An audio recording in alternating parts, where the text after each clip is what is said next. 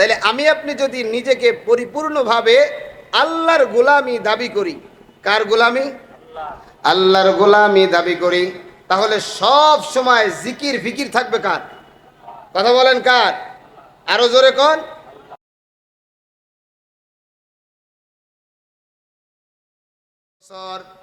আরে ধরেন মনে করেন এশার আজান হবে 8টায়, আল্লাহর পাগল 8টা বাজার আরো 20 মিনিট 15 মিনিট আগে মসজিদে হাজির হয়ে গেছে।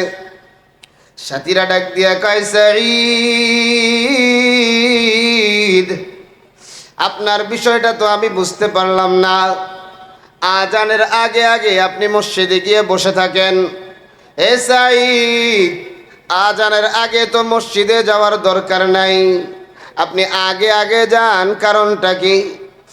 আরে হযরতে সাঈদ রাদিয়াল্লাহু তাআলা আনহু ডাইকা ডাইকা বলে, ভাই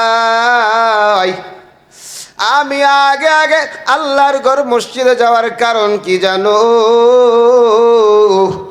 মসজিদে মিনারা থেকে আজানের আওয়াজ আসার পরে যদি মসজিদে যাই, আমার আমলটা যদি এমন হয়ে যায়, কাল কিয়ামতের ময়দানে কঠিন বিপদের সময় আল্লাহ যদি আমারে ডাইকা ডাইকা বলে, সাঈদ রে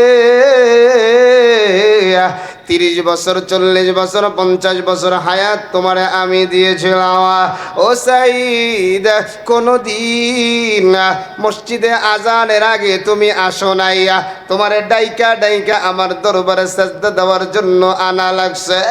ও ভাই বলো না, আমি ওই সময় মালিকের দরবারে কি জবাব দেব? আমি আমার আল্লাহর দরবারে কি জবাব দেব? জোরে কন্যা আল্লাহু আকবার।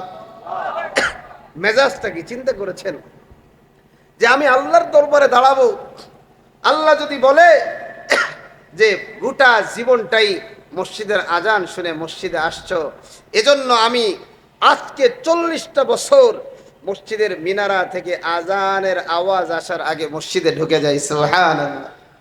আল্লাহ নবীও জানায় দিয়েছেন, যাদের দিলটা মসজিদের সাথে সম্পৃক্ত এই মানুষগুলা কিয়ামতের ময়দানে আরশের নিচে জায়গা পাবে। জোরে কর না সুবহানাল্লাহ, আর একটু জোরে বলেন না সুবহানাল্লাহ। এই জন্য ভাই গোলামির নমুনাটা একটু খেয়াল করো। আমিও গোলাম, সাহাবা একরামও গোলাম ছিলেন, আমিও নামাজ পড়ি, সাহাবা একরামেরও নামাজ ছিল, আমিও পর্দা করি, সাহাবা একরামের পর্দা ছিল। মানে আমার আপনার গোলামিটা একটা গণ্ডির ভিতরে, মন চাইলে কিছু করি, মন চাইলে কিছু সারি। কিন্তু সাহাবা একরাম যেই মেজাজে গোলামি করেছে, ওই গোলামি আমার মধ্যে আসে না।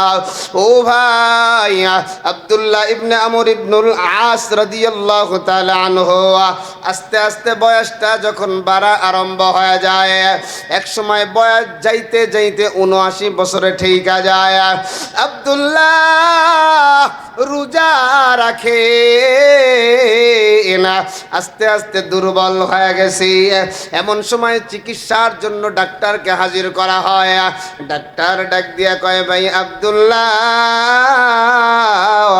একটু রোজাটা কি আর একটু ছেড়ে ছেড়ে রাখা যায় কিনা, মানে একটু গ্যাপ দিয়ে দিয়া রোজাটা রাখা যায় কিনা?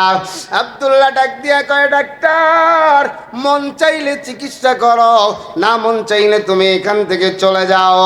কিন্তু একটা কথা শুনে নাও, যেই নবী আমাকে রোজা রাখার পারমিশন দিয়েছে, সুতরাং তোমার পারমিশন দেওয়ার দরকার নাই। জোরে জোরে কোন আল্লাহু আকবার। পারমিশন দিয়েছেন কে? আল্লাহর বান্দা রোজা অবস্থায় নিজের জীবনের শেষ নিঃশ্বাস ত্যাগ করেছে। সুবহানাল্লাহ। কি অবস্থায়? কারণ আল্লাহ পাকের যতগুলা হুকুম আছে, রোজাটা একটু আলাদা না? কি বলেন, আলাদা কিনা আমার ভাইরা? এজন্য চিন্তা একটা দোকান, ফিকির একটা দোকান। ওয়া আম্মা মান খাফা মাকাম রাব্বিহি ওয়া নাহান নাফসা আনিল হাওয়া فإن الجنة هي المأوى। الله أكبر। আল্লাহ আমার জানায় দেয়, যারা আমি আল্লাহর সামনে দণ্ডায়মান হওয়াকে ভয় করে, ভয় আছে না নাই? আমি আল্লাহর সামনে দণ্ডায়মান হওয়াকে যারা ভয় করে, তাদের মধ্যে দুনিয়া প্রেমিক তারা হতে পারে না, ক্ষমতার কোনো প্রেম তাদের মধ্যে থাকতে পারে না, বাড়ির প্রেম তাদের মধ্যে থাকতে পারে না, নারীর প্রেম তাদের মধ্যে থাকতে পারে না। প্রেম তো একটাই হবে, অন্তরের মধ্যে তো একজনের জন্য জায়গা থাকবে, তিনি কে? একটু জোরে বলেন নাকি? একটু আওয়াজ দিয়া ভিতর থেকে বলেন নাকি? এ যুবক ভাই, ও কলিজার টুকরা বুড়া বাবা, এ লেবু বাগানের পর্দার আড়ালে আমার মা, এই জন্য মালিকের প্রেমিক হয়ে যাও। মালিকের প্রেমিক যারা হয় তারা কোনো ধরনের মালিকের হুকুমের খেলাফ চলতে পারে না। জোরে জোরে কোন ঠিক কিনা? জন্য মালিকের প্রেম। আর একমাত্র গোলাম তো মালিকের প্রেমেই মত্ত থাকবে। গোলাম যিনি হবে তিনি তো অন্য কারো প্রেমে মত্ত থাকা যাবে না। দেখবেন আমাদের দুনিয়ার জমিনে যারা রাজনীতি করে, আছে না নাই ভাই? আছে না নাই? দেখবেন সারাদিন নেতার পিছনে পিছনে ঘোরে, ঠিক কিনা? সারাদিন কার পিছনে? নেতার। যে আমি যদি নেতার ডানে থাকি, আমি যদি বামে থাকি, আমি যদি তার সামনে থাকি, তাহলে কি হবে? যে নেতা আমাকে বিভিন্নভাবে প্রোটোকল দেবে, ঠিক কিনা বলেন? তাইলে আমি আপনি যদি নিজেকে পরিপূর্ণভাবে আল্লাহর গোলামি দাবি করি, কার গোলামি? আল্লাহর গোলামি দাবি করি, তাহলে সব সময় জিকির ফিকির থাকবে কার? কথা বলেন কার? আরো জোরে কোন? এজন্য ভাই খুব খেয়াল করে যে সাহাবা একরামের উদ্ধৃতি দিয়ে দিয়া আমি কিন্তু আপনাদের সামনে কথাগুলো পেশ করছি। এভাবে যদি আমরা চলতে পারি ইনশাআল্লাহ আমরাও দামি হয়ে যাব, ঠিক কিনা বলেন? আল্লাহ যে জান্নাত বানাইছে কাদের জন্য? কথা বলেন কাদের জন্য? কি জান্নাতে যাওয়ার চিন্তা ভাবনা নাই? আছে, আছে। তাহলে জবান দিয়ে যদি আওয়াজ না বাহির হয় তাহলে তো জান্নাতে সহজে যাওয়া যাবে না। জান্নাত বানাইছেন কাদের জন্য? আরো জোরে কোন? আর দুনিয়ার নাজ নিয়ামত বানাইছে কাদের জন্য? এজন্য হাদিসে আসছে আদ-দুনিয়া সিজনুল মুমিন ওয়া জান্নাতুল কাফির। এই দুনিয়াটা মুমিনের জন্য কি ভাই? কারাগার। কি কারাগার? তো খুব আরামের জায়গা, হ্যাঁ না কষ্টের জায়গা? হ্যাঁ, কষ্টের জায়গা। আর বেঈমানের জন্য এটা হলো বালাখানা। তাহলে আমাদের আসল বাড়ি কোথায়? কথা বলেন না কেন? এজন্য বাজান মাকসাদ ঠিক করেন। মাকসাদ যদি ঠিক হয়ে যায়, উদ্দেশ্য যদি ঠিক হয়ে যায়, গন্তব্য যদি ঠিক হয়ে যায়, তাহলে আপনার ভিতরে আর কোনো সময় শয়তান গালেব হবে না। শয়তান আপনাকে ধোঁকা দিয়ে বোকা বানাইতে পারবে না। এ যুবক, এই জন্য মূলটা নিয়ে চিন্তা করো রে বাবা, আসলটা নিয়ে চিন্তা করো রে বাজান। আমার আল্লাহ কি উদ্দেশ্যে আমারে বানাইলেন, আর আল্লাহ বানায়া আমারে কি উদ্দেশ্যে পাঠাইলেন? ছিলাম কোথায়, আসি কোথায়, আমার গন্তব্য কোথায়? গন্তব্য যদি ঠিক করতে পারো তাহলে তোমার উপরে শয়তান বিজয় হতে পারবে না। আরে নবীর সাহাবী আমিরুল মুমিনিন খলিফাতুল মুসলিমিন হযরত ওমর ফারুক রাদিয়াল্লাহু তাআলা আনহু, আল্লাহর নবীর সাহাবী যেদিন দুনিয়া থেকে বিদায় হয়ে যায়, নবীর সাহাবীর ইন্তেকালের পরে নবীর সাহাবীকে গোসল করানোর জন্য গোসলখানায় ঢুইকা যায়।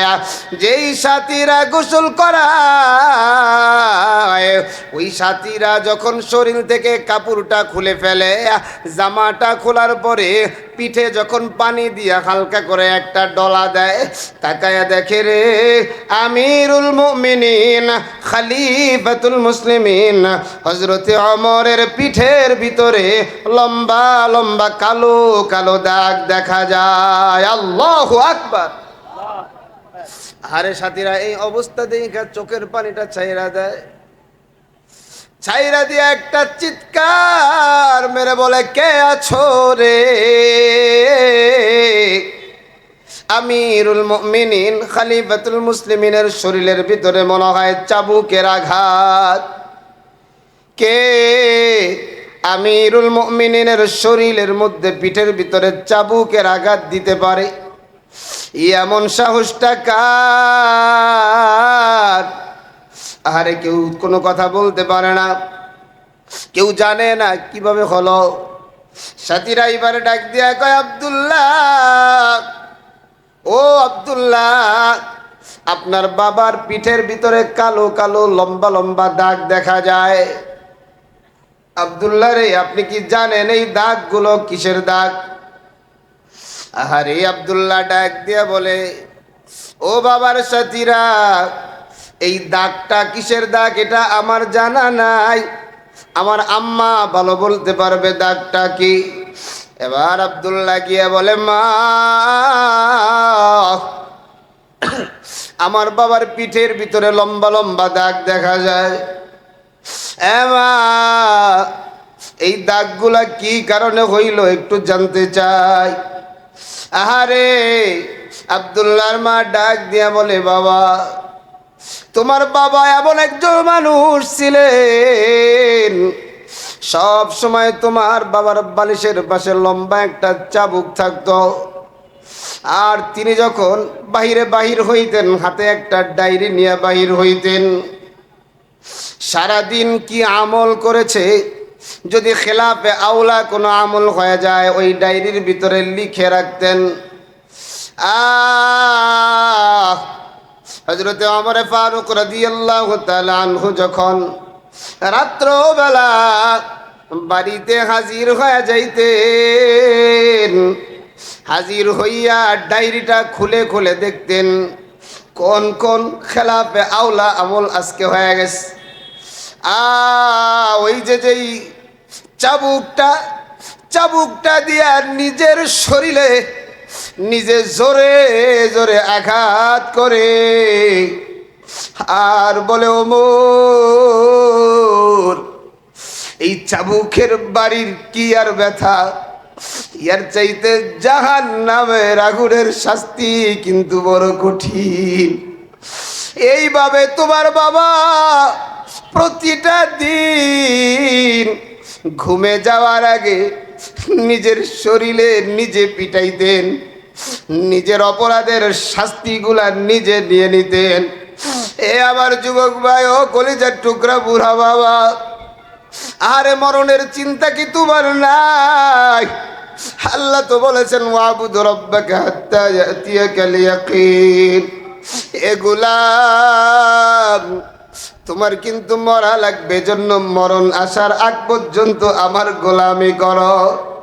এ ভাই, আজকে আমি আপনি যারা নামাজটা ছাইরা দেই, আজকে আল্লাহর হুকুম আমরা যারা ছাইরা দেই, আমারে একটু বুঝান, আমারে একটু বলেন, ওই কিয়ামতের ময়দানে যেই জায়গায় নবীরা থাকবে, যেই জায়গায় ওলিরা থাকবে, যেই জায়গায় হাজিরা থাকবে, আলেমরা থাকবে, আমি ইমাম সাহেব, আমার মুসল্লিরাও থাকবে, আপনি মুক্তাদি, আপনার ডান পাশের বাম পাশের মুক্তাদিরাও থাকবে। ওই হাসরের ময়দানে তো সবাই পাগলের মতো হয়ে থাকবে। ওই সময় যদি আবার আল্লাহ বলে, ওয়ামতাজুল ইয়াউমা আইয়ুহাল মুজরিমুন, আল্লাহ বলে, ও ইমানদার আর বেঈমানের মধ্যে আলাদা হয়ে যাও। এ যুবক ভাই, একটু চিন্তা করে দেখে না, আজকে যদি আমি নামাজটা ঠিক মতো আদায় না করিয়া, আজকে যদি মালিকের হুকুমটা ঠিক মতো না আদায় করিয়া, ওই জায়গায় যদি আবার আলাদা কইরা দেয়, আবার যদি দূরে ঠেলা দেয়, আরে কিয়ামতের ময়দানের আমার অবস্থাটা কি হবে?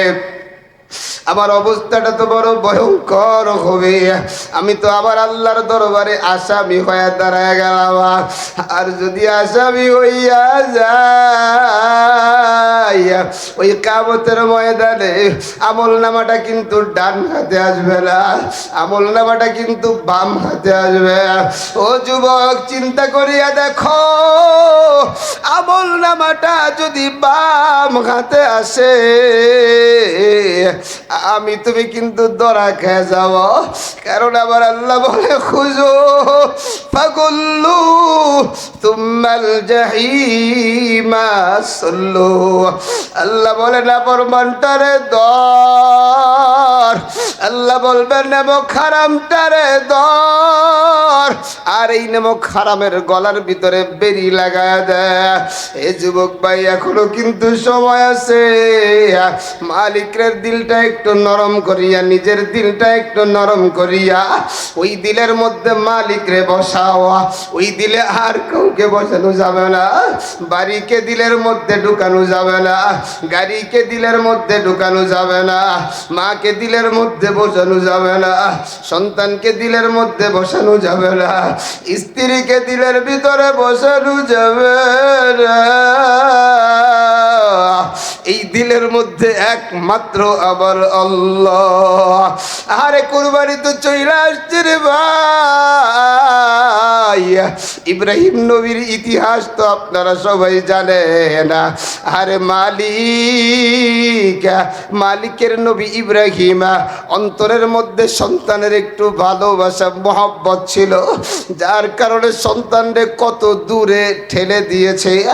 এই দিলের মধ্যে একমাত্র মালিকরে ঢুকাইতে হবে। আল্লাহরে যদি ঢুকাইতে পারি, ওই কিয়ামতের ময়দানে ডান হাতে আমল নামা আসবে, হাসতে হাসতে আল্লাহর তরি জান্নাতের মেহমান হয়ে যাব। জোরে জোরে কোন সুবহানাল্লাহ। ও জান্নাতে কারা কারা যাইতে চাই বাজান, একটু হাতটা উঠাই, একটু হাতটা লড়া দেন না। আল্লাহ সব হাতগুলাকে কবুল করো, পড়ি আমিন। এজন্য বাজান, ওই জান্নাতে আমরা সকলেই যাইতে চাই, কিন্তু জান্নাতে যাওয়ার জন্য যেই মেডিসিন দরকার, সেই মেডিসিন আমার আপনার মধ্যে নাই, ঠিক কিনা বলেন? সেই মেডিসিনটাই হলো মালিকের গোলামের মেডিসিন। আল্লাহ আমার জানায় দেয়, ইন্নাল্লাযীনা আমানু ওয়া আমিলুস সালিহাতি কানাত লাহুম জান্নাতুল ফিরদাউসি নুজুলা।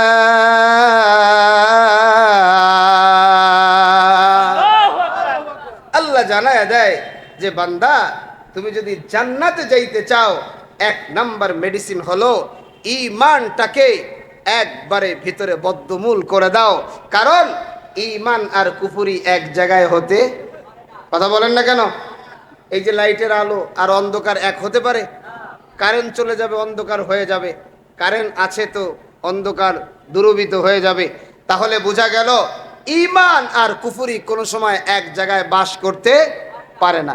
এবার ঈমানটা হবে কার মতো? ঈমানটা হবে কার মতো? দেখেন, হযরতে বেলাল রাদিয়াল্লাহু তাআলা আনহুর উদাহরণ ঈমানের ব্যাপারে অনেকেই পেশ করে যে হযরতে বেলালকে কি পরিমাণ কষ্ট দেওয়া হয়েছে, কথা কন ঠিক কিনা? এরপরও ঈমান ছাড়ছে? আরো জোরে কন। জীবন ছাড়ছে, মাগার কি ছাড়ে নাই? ঈমান ছাড়ে নাই। এবার মনে করেন যদি বলা হয় এই জায়গা থেকে আমরা যারা আছি চলেন যাই, এখান থেকেই যাব বাতিলের বিরুদ্ধে জিহাদ করার জন্য, সবাই যাওয়ার জন্য রাজি আছেন? এই যে 6 জন ইনশাআল্লাহ বললেন, বাকিরা সবাই যাবেন? ইনশাআল্লাহই বলতে পারেন নাই তো যাবেন কিভাবে? সবাই যাবেন? আরো জোরে বলেন যাবেন, আওয়াজ দিয়ে বলেন যাবেন।